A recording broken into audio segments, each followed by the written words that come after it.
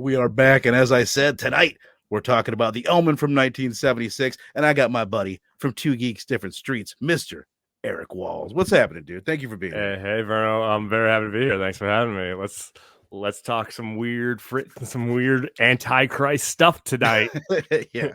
Hell yeah. This is probably, I think, like name-wise, if I were to think about it, like maybe outside of Friday the 13th and maybe some other ones I could think of. This is like the biggest named movie that I've had a chance to do on the show. So pretty excited about it. It's also one of the older flicks that I've dove into so far. But let's run through the cast real quick. This film starring Gregory Peck, Lee Remick, David Warner, and Harvey Spencer Stevens as Little Damien, directed by the late, great, and legendary director Richard Donner. This is actually the movie that brought him on the scene. This is the dude that brought Superman to the big screen. He gave us The Goonies, and he directed all 4 Lethal Weapon franchise films, which I love. And then as a producer, he brought us The Lost Boys. He gave us Free Willy. He produced the first X-Men flick, and his wife has actually been an executive producer on all the X-Men movies that have come out. So, I mean, honestly, I knew he was a big name. I knew he had done a lot of things that I heard of and grew up with, but I don't think I realized just how huge he was to like me personally in my childhood until like digging into it and doing the research, getting ready for this. But what do you think of Richard Donner? What of that kind of sticks out to you the most? I mean, like I've of course known like Superman, Goonies, and everything. Like I always like knew, and Lethal Weapon. I feel like he was really known as like this guy is known for just making like some what some would call the definitive of their genre. Exactly, right? That's what's crazy about it, how he crosses genre. Exactly. I've known him like for other stuff. I had no idea he was involved in Free Willy, which is one of my like childhood VHS tapes. Like, oh man, that makes sense. But yeah, no, I mean he's clearly like a director that has like a lot of range, but also vision because one, making Superman now doesn't seem crazy, but back then, like all the stuff he had to juggle and like what comics were seen as, and the fact he like not only made a great movie, but like convinced studios to fund it and casted it so well. Like he's clearly like incredible, and it's in so many different facets, like business wise and art wise. So yeah, I mean, I love him, and I'm sure there's countless things. Like, I didn't know about X-Men also. Like, me neither. That's one of them that really jumped out to me. And then, like you mentioned, Superman, just how important those 2 films in general, the first X-Men movie and that first Superman movie. And then, of course, there's the whole fiasco behind Superman 2, where like he shot it, got fired. Then years later, he got to do the Donner cut, which everyone says is the better version of Superman 2. But I don't know, for me, I'm glad you mentioned Free Willy as a highlight, because how big was that when we were kids? That's one that huge. I don't ever imagine myself like revisiting Free Willy, like in the way that I would the Goonies or a lot of the other ones on this list. But it was huge at the time. It had 3 sequels. It's it was a pretty like it was a franchise, you could say. Right. About a whale, not even like a magical whale. Right. It's a whale in a terrible SeaWorld place that leaves. That's the whole plot. So this was actually, like I think I said earlier already, like this is the film that put him on the map. The Omen. Yeah. I think if I'm thinking of it, it's his only out and out horror movie that I can think of that he did, which is I guess a lot of people do that. They come on the scene, they start with porn and then they do horror and then they go to the mainstream. I think he skipped the porn route, but I can't really confirm that. But what is your history with this film? I feel like for me, I've said this before about 70s flicks in general, like The Exorcist and just a lot of the big 70s movies. When I was a kid, I wasn't that into them. But as I've gotten older, that's my favorite decade for horror. Something about the pace of them. There's that different style. They're more grounded and taken a little bit more seriously. But I know I liked this movie when I grew up, but I didn't appreciate it as much as I do now. But what about you? I really didn't know much about this movie. I think because I grew up like I'm a bit younger than you, so like when I was a kid, it was kind of like that huge era of horror movies was kind of winding down, but also a lot of like kids media was being made by people who love that stuff. So you'd have like homages to stuff like Freddy Krueger and Jason Voorhees, and I think The Omen is just as classic, but the things are, it doesn't stand out because I would see it, I'd be like, oh, I know that's Jason, but even when I was too young to have seen the movies, I think The Omen is like not as overtly marketable, so it's more Right. subtle. Like I've definitely, when I started in like the Santa, like when that starts, like, oh, I've seen this parody, like this, I've seen this many times. So it's more stylistic. I felt it, but like as terms of the brand, I knew of it, but didn't really know of it, you know. And then watching it when you were like, let's do the Omen, I looked into it, was like, oh my god, this was like huge. I just think, like I'm saying, it wasn't as overtly marketable or parodable or brand recognizable, you know. It's like a movie. It's not like you got a Friday the 13th shirt right now. Like I think the only thing you can do for the Omen, 2 of them. Oh yeah, I thought it was like one of those weird combos. But yeah, like I think the only like really iconic image is that iconic image of the kid, cross shadow. Like that's really the only thing that I was like, visually I was like, oh, that's it. Whereas everything else, I think it's like Richard Donner's style and just like the feel of the movie is what's iconic about it, you know. It's like I think I said this when we were talking on my buddy's channel, Pop Culture Philosophers, about Escape from New York, about Snake Plissken. That's the era in the 80s is where everything became more like, I think, like comic book influenced. Yeah, like, definitely. Like, you know what I mean? There isn't that like marketable slap Damien on a t-shirt. You know what I mean? You can kind of do that with that one look you get at the end of the movie.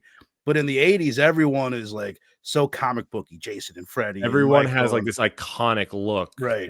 You just show them, even like Aliens and Predator, like all this stuff. It's like, I feel like what you're saying, like maybe it's just how branding and marketing changed. We just needed someone to be like, that's the look. That's our monster. So when was the last time that you saw this movie? Was this your first time seeing it, or my first time seeing this movie? Yeah, I've never seen this movie. I love that you jumped at it. I mentioned the Omen. Like, you said, I'm pretty sure what you said is, I'll do any of them, and I'm like, oh, I'll do it. Yeah, you must be a big fan. But no, you're just down. Like, sure. I was just like, when you texted me, I was like, oh, cool. It's an old movie that has like 3 sequels, like and like a remake and a prequel coming out in a few weeks. I was like, you know, I've done enough times. You suggest enough things. Like, yeah, if Verno thinks it's cool, let's do it. And because it was an old horror movie, you know, I like older stuff, so I was like, cool, let's do this one. Well, what did you think? That you just watched it today, which for anyone knowing, we're recording this at like 3:30 in the afternoon my time, 4:30 your time. So you just watched this a daytime The Omen viewing. So what did you think, man?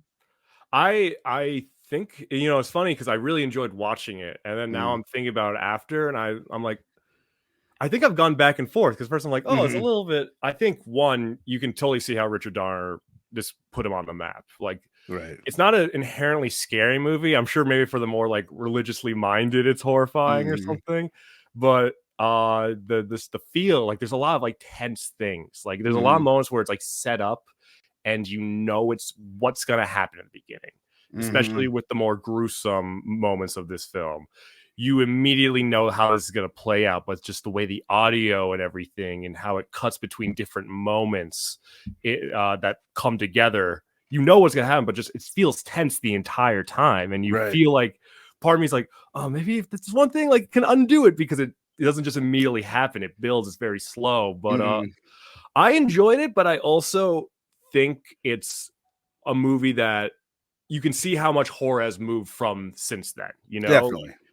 It's not perfect for sure. And I'm still, because I just saw, still trying to like figure out what doesn't click for me. Maybe it's like what we're saying, the villain isn't as like overtly there. It's more of like a presence, you know, which is cool. But I think it's kind of this in between. Like it's not, I don't think it has enough of like a commentary on its topic, like the role of religion and everything. Totally. Or cheesy enough, you know. It's kind of this in between, and it's a very solid in between, like what it's doing, but it's not enough for me to be like, oh wow, like to think about, or like be like, I really enjoyed that. Like, you know, I'm just like, that was a really well made movie.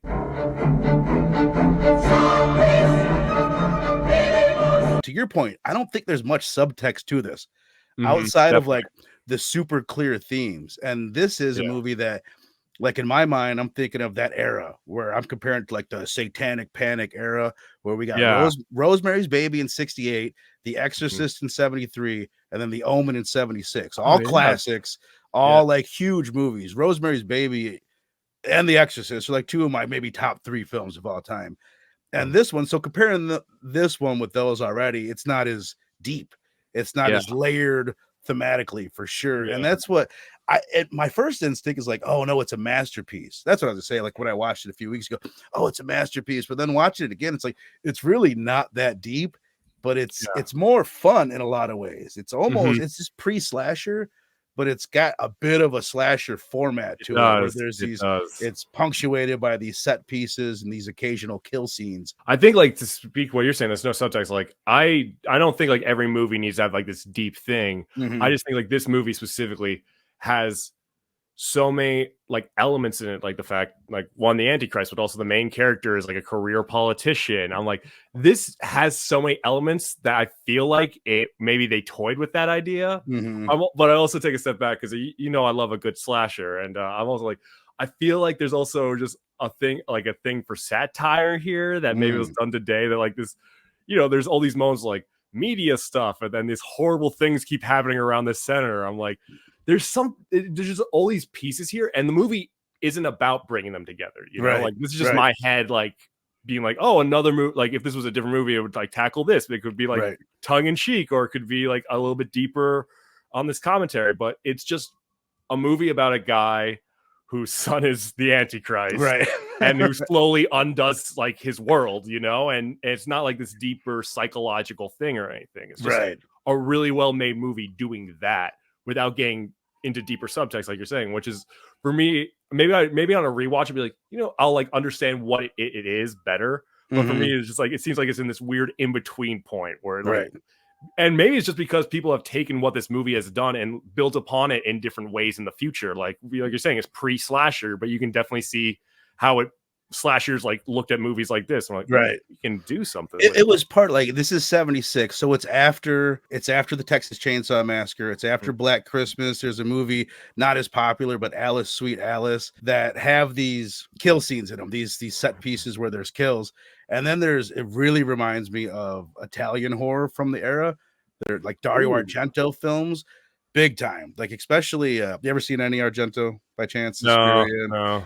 Like, the key thing that stands out to me, especially like as soon as the movie opens up, first off, we've got an older cast. Like, after Halloween, all horror movies were directed to teenagers, and we get these younger cast. But we've also have these elegant sets. That's what reminds me of Argento too. Argento's his films are in Italy, and everything is like so elegant, and there's art everywhere, and there's older. And there's another similarity to those Italian giallo films is there's usually like a random person that witnesses a crime that all of a sudden now is obsessed with solving that crime.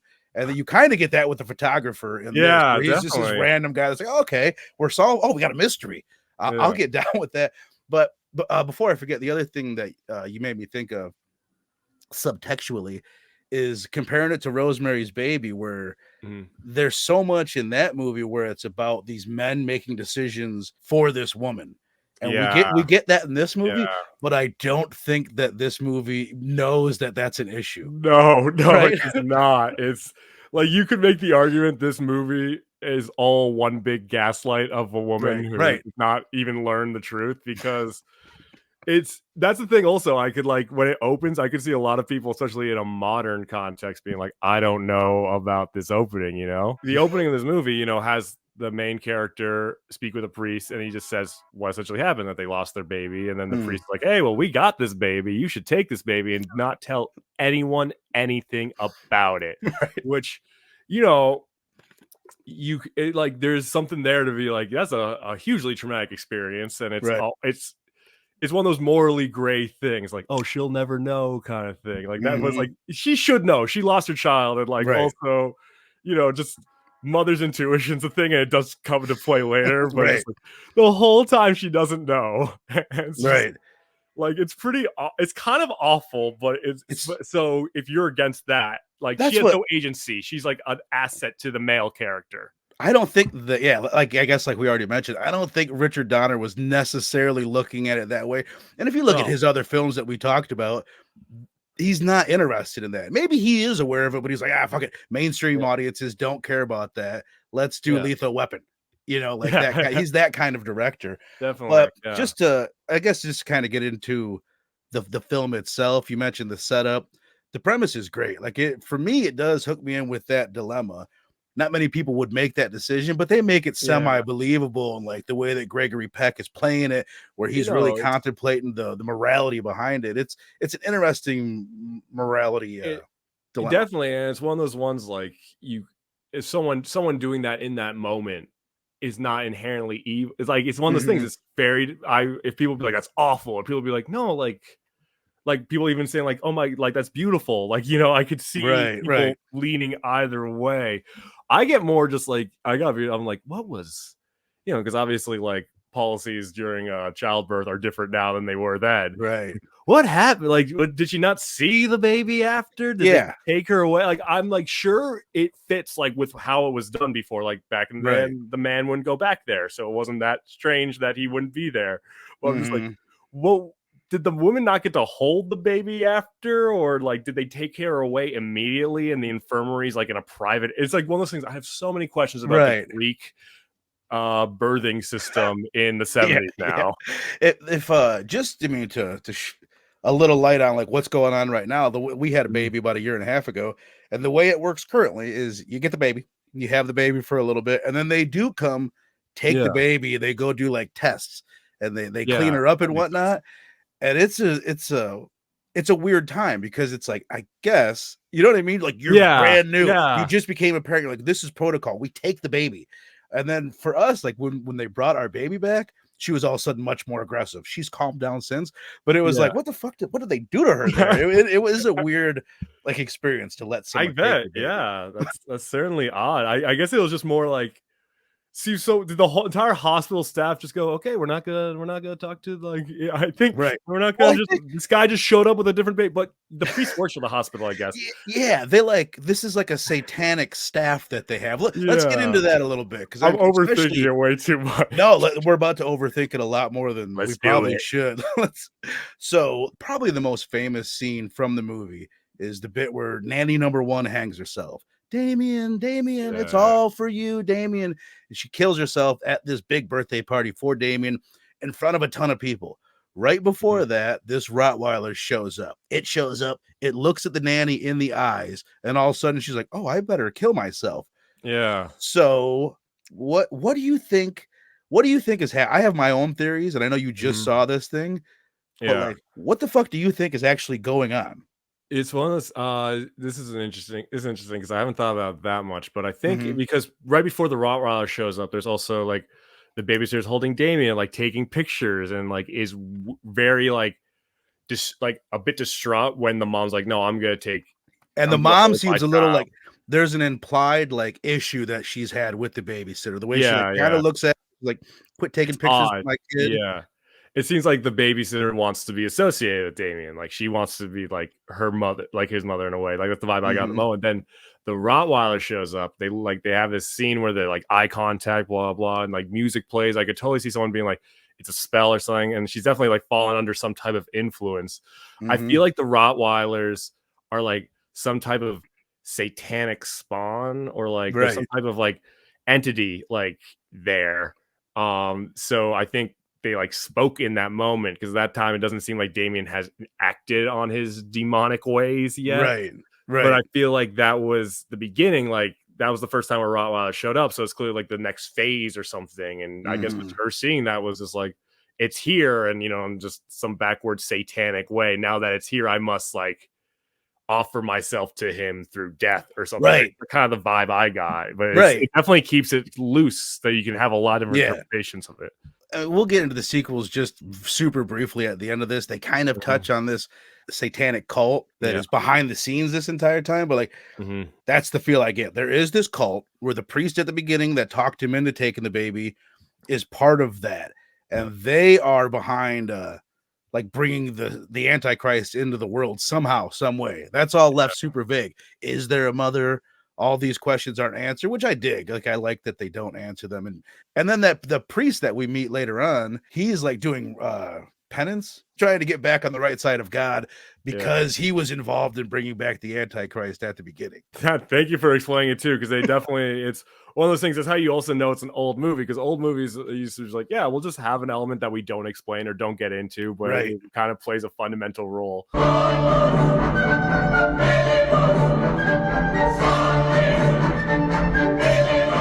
I don't know what the Antichrist is. Does he grow up to be the devil? Is that what the mythology is? I know in the Bible, I heard the Antichrist isn't the son of the devil. He's just like the Antichrist. He's just like a super dick. Just the opposite. Yeah, I mean, I guess it's one of those things, like anything biblical, there's multiple interpretations. Like some people are like Jesus and God are different people, but Jesus is God, blah blah. Right. But like maybe there's that too. I always saw the Antichrist as the son of the devil and I think a separate individual. That's because of this movie, I think. Yeah. There's another thing about it, like 666. It wasn't part of the zeitgeist prior to this movie. Like now everybody knows 666, and it's in the Bible, so they didn't. They didn't but make it wasn't popularized. Yeah, right. That's interesting. Same thing with Damien. Like the name Damien, I was like, oh, was that like associated with Satanists before? And it's like, no, that's the Omen. But no one's gonna. I was just like, of course his name's fucking Damien, but I guess that's because of this movie. I was just because that's usually what a demonic kid's name is, right? Anything. That's interesting. Oh man, I didn't even think about like. Because it's like I'm saying, like this movie has definitely influenced so many other things, and maybe that's why I wasn't clicking out as much as like, oh, I've seen things that have been influenced by this and have the elements of this, but have other elements that click with me more. Right. Speaking of some of those elements that click with you a little bit more, we mentioned that this is a movie filled with big set pieces and kill scenes. It's pretty much like what we get throughout this entire franchise. It's either suicides, there's the occasional murder. Like I think Mrs. Baylock later, she does murder Mrs. Thorne. The nanny murders the mom. And then these Final Destination murders, which I never realized how, especially it comes more apparent when you go to the sequels. It's all Final Destination kills after this. It's all like, oh, was it a kill or was it an accident? And it's like, holy shit, this is so Final Destination. But what stands out to you, some of those set pieces, some of your favorite moments from the film? Definitely a big one that stands out is the set piece where the wife is injured. She is like fixing a plant or something, and she stands on a little table, and Damien is in another room riding around on a little bicycle, and the maid's watching her really creepily. And that's like kind of what I was saying earlier. You see the pieces, you know what's going to happen, because at this point, you know, like Damien's going to try to kill the wife, and it was still like, you know, in all the worst movies, when you know what's going to happen, you're like, oh, okay, it happened. But it's just like so engaging because she's doing it, it's really quiet and peaceful on her. And it cuts to Damien riding around the bike, the noise, the squeaking of the bike. Right. It's there and kind of it feels like it's building. And then slowly the door opens and she's still there. And you know he's coming for her kind of thing. And then just boom, falls. And it got me. I was like, oh, wow, that is horrible, but like just the build to it was really incredible. The way the fall is shot, like if I'm remembering, it's weird. It's like, how the fuck did they do that? It almost looks like it's in reverse, but it's like, well, she didn't pop up off the ground. Like, I'm really not 100% how they did that. It is weird. No, because it starts how like a lot of older movies do fall. Like she's close to the camera, like right, and then normally like I feel like it cuts and then they hit, but we see her like go down and hit the floor. I was like, oh man, that's it's an incredible practical effect. But I also the Final Destination one, the photographer with the truck and the glass, because that one, this whole movie, it's, you know, people die, but it hasn't been like gruesome at any point. I think the worst thing we saw before that was like a dog attack and the wife falling. The priest getting it, but you don't see much. I mean, it's a gory image, but you're right. There's not like there's blood and guts flying everywhere. Yeah, it's like exactly. It's not like he like coughs up blood when that happened, which I'm sure other movies. But then like suddenly this like glass sheet beheads this kid. It's like, oh, he's gonna get hit by the truck. He's gonna get crushed or something between the wall and the truck, and then just gets beheaded by a sheet of glass. It's like, oh. And it was very Final Test, and like the head just flips over. Right, I love the way it does. It backflips like that. We mentioned the priest bit. It's not even like when he dies that's so good, but it's kind of what you were saying earlier, like the suspense and the build up to the death. When the lightning is fucking coming down, he's walking through that like beautiful park and those trees all lined up. It's gorgeous. It's kind of like a gothic painting that it feels like at times. The whole movie, that's one thing I like so much about the style of the film. And there's an image when Mr. Thorne is learning about Damien, when he first sees Damien, and it's Gregory Peck at a window, and there's the reflection of Gregory Peck, and then you've got the nun and the priest and the Antichrist in her hands. And it's just such a good composition and all this religious iconography.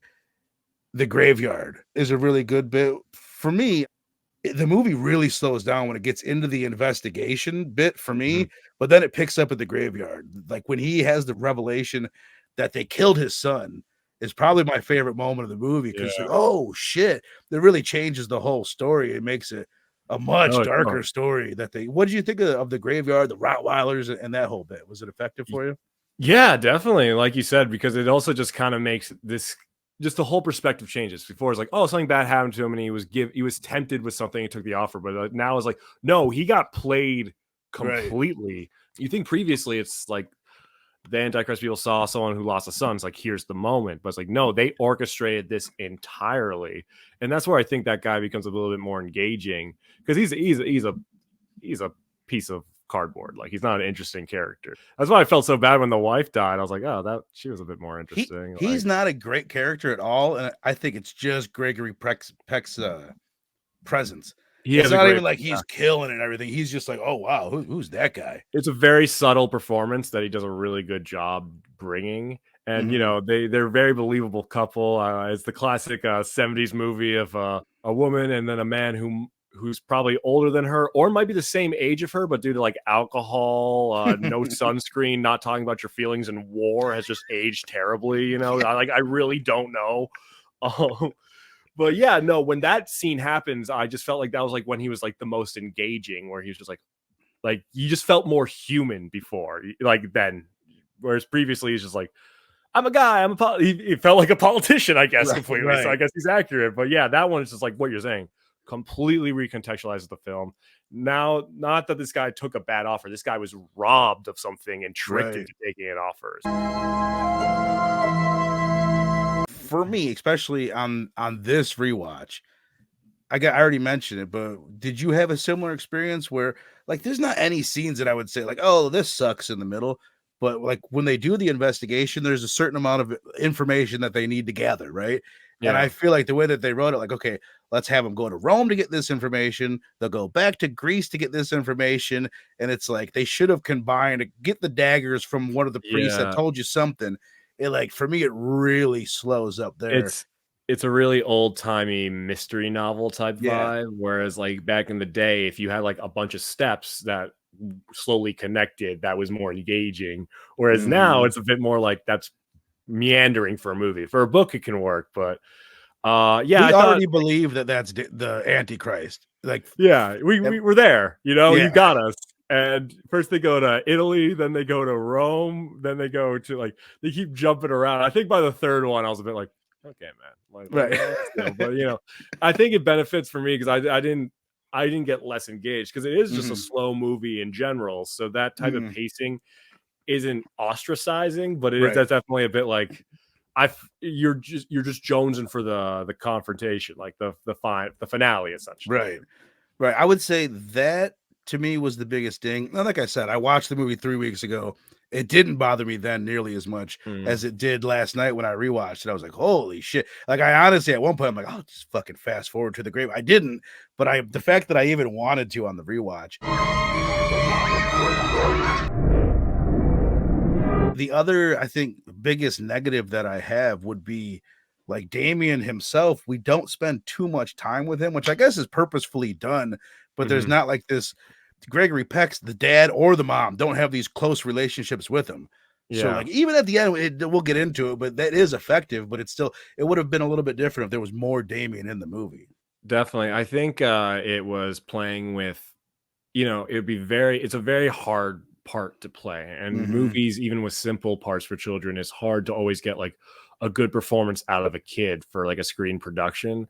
So I think this is my assumption, I thought it was a really good workaround that Damien a Right, lot of times is quiet and, like, they have him stare a lot, which I right, feel like is more believable, and he talks a little bit, but not much. He only says, like, one thing to his dad, like, they say good morning to each other one scene, but yeah. I He think has it's him a flip him. He's like, "Flip yeah, me," and he does that, yeah, which is that right there says a lot. Like, oh, they have they some have a relationship. relationship. Yeah. Yeah, but like you're kinda saying, they don't talk much. Like, there's one scene where they're, like, saying, like, "Oh, he has a 666 birthmark," and he's like, "I've never seen it. I've bathed him." Like, dude, I don't think you I'm sure you walked into the room at one moment when a bath is happening. I don't think you spent more Yeah. than 30 minutes with your child and the camera's not around, you know?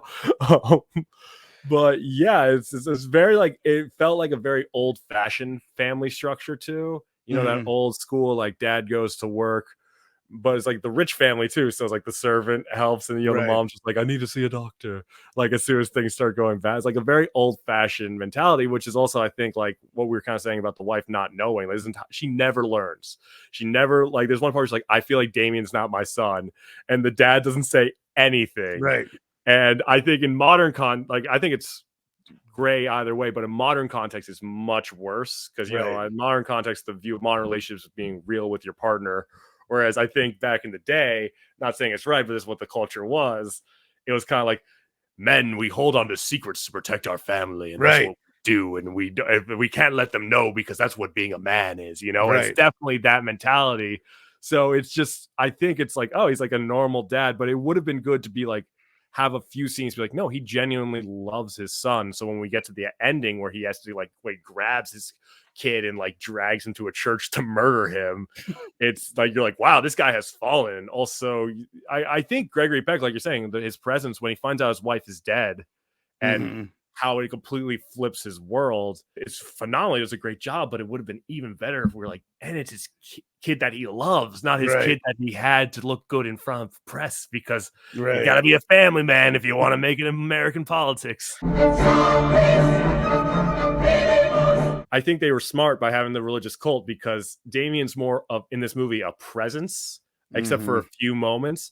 And it's more the fanatics around him and what they did to this family that it's kind of about, which is kind of this unconventional villain. Because I feel like if this movie was made today, which maybe the remake did this a bit more, it would be like, oh, the villain's Damien, he's the focus, blah, blah. Whereas it's like, Damien is a villain, but it's the antagonists are more this group we don't know much about that are using this, and that's really engaging. But it's very contrarian to movies today, which I like a lot about it. I guess we've already touched on the ending here and there, but let's just go ahead and give our final thoughts on it. We've got these two moments, the one with Gregory Peck where he finally becomes a believer. He's going to kill his son. That moment works for me, especially with Damien's like, Daddy, no. And then he gets shot, he gets killed. And the last scene we get, which we've mentioned, the iconic moment where Damien is with the president of the United States, who's Gregory Peck's old college roommate, his best friend, which leads you to believe that the sequels are going to be, oh, now he's in the White House. Yeah. But spoiler alert, he's not, which is kind of a bummer. He's still like in the world of politics, but in the sequels, he gets sent off to his uncle's house, who's still friends with the president. And he's like an industrialist or something, right? Yeah. He's like more in the private sector. Yeah. It's definitely one of those endings that they wrote being like, oh, he's getting exactly what he wants. He's moving up. But then, you know, when they were like, oh, let's do a sequel, because, you know, I guess one, it might have been too similar, but two, like, that's a big movie, the Antichrist taking over the White House. That's a completely different movie. So I guess you could, because I only read the Wikipedia entry. I guess you could do the workaround that the president was just watching him in the immediate aftermath while they figured out guardianship, you know, like that's a fair argument. So I guess it works, but it's definitely like that ending being like, oh shit, he's like in an even better position than American ambassador. Like he's played it. It's worked out for him perfectly. It's working. Yeah. Yeah. Because I believe his original plan was he was probably going to kill the dad later when he was like older and could inherit everything immediately. Right. But then while the dad caught on, he's just like, I got to act now. And now here he is. He's the president's son. That's what the priest earlier, he says he's going to kill your unborn son. And he's going to kill your wife. And then once he's positive that he'll inherit everything you have, he'll kill you. Yeah. So yeah, it's definitely, I guess, as a sequel that it's a very iconic, that shot, like we were saying, is an iconic ending. So the sequel undoes it a little bit. Yeah. But like, you know, I'd probably have to watch the sequel to be like, was it worth it? Because basically undoing it, yeah. The sequel, not to spoil anything, but just you can spoil it. I don't care. Format wise, it becomes much more of a slasher movie, which also is interesting because it was released like 4 or 5 months before Halloween. So it's basically like Damon it's clear in the second one that Damon, well, it's actually not. Damon's like a nice kid. I don't even think he knows that he's the Antichrist in the second one at times, but then he has moments where he's evil or whatnot. But it is like, it's a straight up Final Destination set piece kills throughout the whole thing. But The third one, he's older. He's played by Sam Neill, which is fucking Oh, yeah. It's all. I mean, Sam Neill, wow. he's super hamming it up. He's like super corny and cheesy, but I loved it. Is he But like that in his one, 20s or is he like a teenager? Like how old he's is like Sam a Neill? 20, and he's in his 20s, maybe early 30s, something I like can't that. imagine He's a Sam young Neill man. before Jurassic Park. Like I'm like Yeah. you were born a dinosaur researcher, then you just got older, you know? That's I I crazy. I just covered a movie called Possession with Sam Neill from 1981, which is I think either the same year as the Damien the Omen 2 or the year before. But Mhm. he's got a real horror resume. He did Possession, he did The Second Omen, he did In the Mouth of Madness later on, which is a John Carpenter film, and he did Event Wow. Horizon, which is like, yeah, he Yeah. kind of started out in the horror world before he went to the dinosaur world. But And then he just went to a farm in New Zealand and was just like, I'm done. I'm done. yeah, fucking over it. But all right, well, let's go ahead and wrap this thing up, man, with your overall thoughts. And I had been doing letter grade. I'm over it. I've made You're up over my it. mind. I've All been right. about a year of experimenting. So give me your score out of 5 backflipping severed heads. 5 backflipping severed heads is one of those things. If I don't think it has enough backflipping severed heads to be a 4, Mm, it's I'd say it's about like a 3.5. Like okay. really fun movie, but Mm, like I said, it doesn't like just because I think it's instrumental to the from right. what you've told me now, it's clearly like so influential in the genre that it's like, yeah, no, I mean, this is huge, but if you're a fan, like there's other movies with more like I've been saying, there's like more stuff going on, other things I've taken the things that work from this Right. movie. Like the cinematography, like so much stuff about this movie. Like it just feels like it's a fun watch. It's not a movie that I'm definitely gonna be like, oh, I gotta watch it again. But if someone says like, Right. hey, let's watch The Omen tonight, I'd be like, yeah, sure, yeah, that sounds fun. So definitely a 3.5. Where are you leaning? I've been going back and forth on it. Like I said, when I watched it a few weeks ago, I was like, masterpiece, fucking fire. But I think what that tells me, it is the type of movie that I have to be in the right mood for. There's Mm, certain if I'm in the right mood and I wait long enough between viewings, then that middle chunk isn't going to bother me as much. But it bothered me so much on the last viewing. I thought it got so slow and so yeah. repetitive. It's like, just get to the fucking daggers and kill that kid, for crying out loud. But at the same time, if I'm going to compare it to a lot of the movies from that era, they're especially Oh, he's going to the shelf. I'm going to the shelf, people. Yes. Oh, I think I have it out in the living room because I was going to watch it. Uh, Argento's Deep Red came out in 75. It's so similar with the pace where there's this investigation, you got these set piece kills, and it's also like all those movies from that era that have these investigations get too slow. So like to compare it to its time, and then like we said, the influence, the performances, and the cinematography and the plot, those are all the positives, but also the lack of subtext, it does ding the movie pretty hard when you compare it to yeah. Rosemary's Baby and The Exorcist. So I've landed on a 4.0. Yeah. I was thinking 4.25, but it's like there's a lot of issues with this film, even when you Yeah. compare it to the ones of the era. Yeah, no, I mean that lack of subtext is like because Richard Donner's like it doesn't like we were saying movies don't need to have subtext, and Mhm. like Lethal Weapon doesn't have any subtext. Like No. you don't need to talk about like oh what role does police play in our society? It's not that type of movie, Yeah. but it's just because there's all these different things going on Mhm. that kind of not demand it, but kind of make you crave it. Yeah, The like exactly. oh it makes you like want a little bit more subtext, a little bit more of like a commentary on all this stuff, like the politics, the religion, the fanaticism. There's all this stuff, but it just The doesn't. gender stuff. That's the biggest one to Yeah, me. It's like you blew it yeah, there. They didn't get it. yeah. That was that like it's a bit more like for me. It's like oh yeah, it's just that time. It's just that era of movie making where it's Right. just like But there's so many movies that did get it at the time. You could tell like Richard Donner we just were wasn't moving in that into that. direction. Yeah. Yeah, we were moving that direction at the time. That is true. Yeah. Richard Donner, like I also speak. This might speak to why Richard Donner didn't do horror after this that Hmm. much because he definitely just gravitated towards action adventure, like a movie that's a romp in a way. You know, even Totally. Free Willy, not an action adventure, but it's a romp. Oh The yeah. whale escapes in the end. It's thrilling. Like he makes these fun movies like with energetic energy at times. I think that's those types of movies don't demand a subtext that much. They can have it, but you don't question as much as a horror movie, especially this like slow, methodical type thing. Right. Like I can see that's why it didn't click with him as much as like these other movies that he built his career off of. Kind of like a Michael Bay with substance, you know? Like he just wants to make a fun movie, but he's not weird and he actually knows how narratives work, you know? Right. And CG hadn't really came into its own yet, so he didn't have that hang up. Oh Hell yeah.